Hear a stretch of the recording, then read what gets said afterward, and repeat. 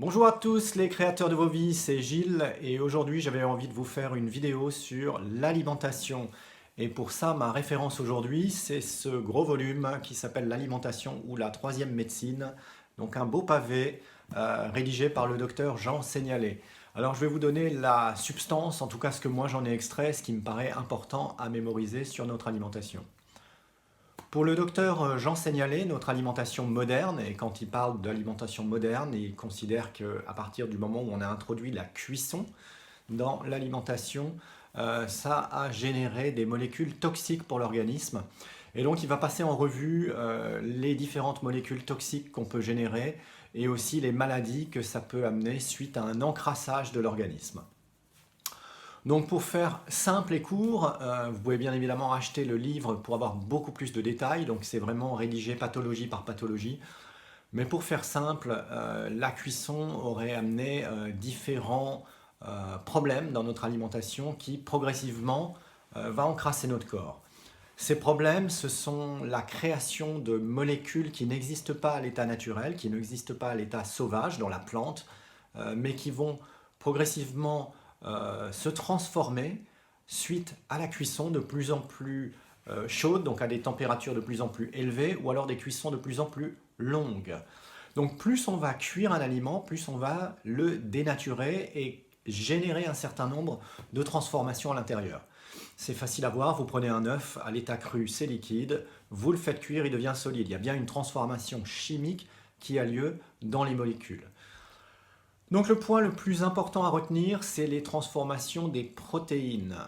Pour ça, Jean Seignalé conseille de manger cru. Euh, alors il y a une autre méthode qu'on appelle la cuisson douce, à la vapeur douce par exemple, qui empêche la température d'aller au-delà de 90-95 degrés. Pourquoi? Parce que c'est un récipient qui va permettre à la vapeur de s'échapper une fois qu'elle aura atteint la température de 90 degrés. Donc l'idée, c'est effectivement de pouvoir moins cuire nos aliments protéiques, donc tout ce qui est viande et poisson, de les manger crus autant que possible. Mais l'autre alternative, bien évidemment, c'est la cuisson à la vapeur douce. Donc voilà pour le point des protéines. Le deuxième point intéressant, c'est tout ce qui est gluten. Alors, le docteur Seignalé, en fait, indique qu'effectivement, les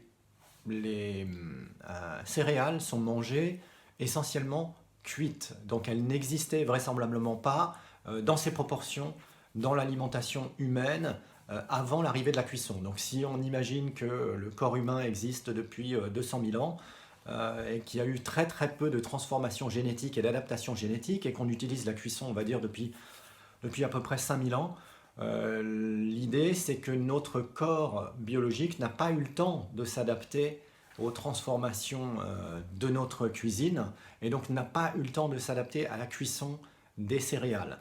Un des problèmes qui est noté par beaucoup d'autres auteurs, c'est effectivement le gluten et cette espèce de formation de pâte collante qui va tapisser les intestins et qui va empêcher l'absorption. Donc le deuxième conseil, c'est d'éliminer les céréales à gluten. On peut conserver le riz cuit est préconisé par la méthode de Jean Seignalé. Donc le riz cuit, pas de problème.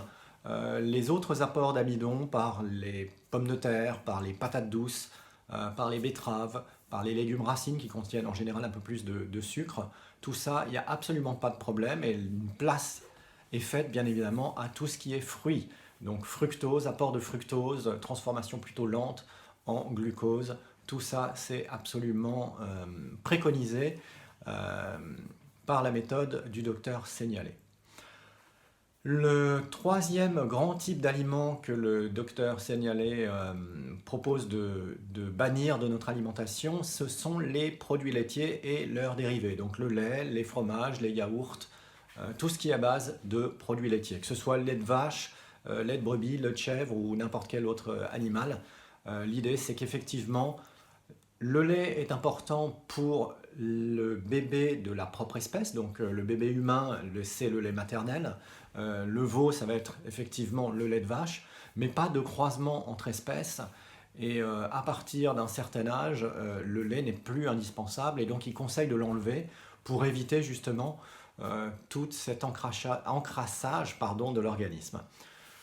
Donc le gros concept de cette alimentation ou la troisième médecine, c'est donc de limiter l'encrassage du corps, donc diminuer les protéines cuites, diminuer tout ce qui est céréales à gluten, diminuer produits laitiers. Et quand je dis diminuer, en réalité, la préconisation du docteur signalé, c'est de l'éliminer.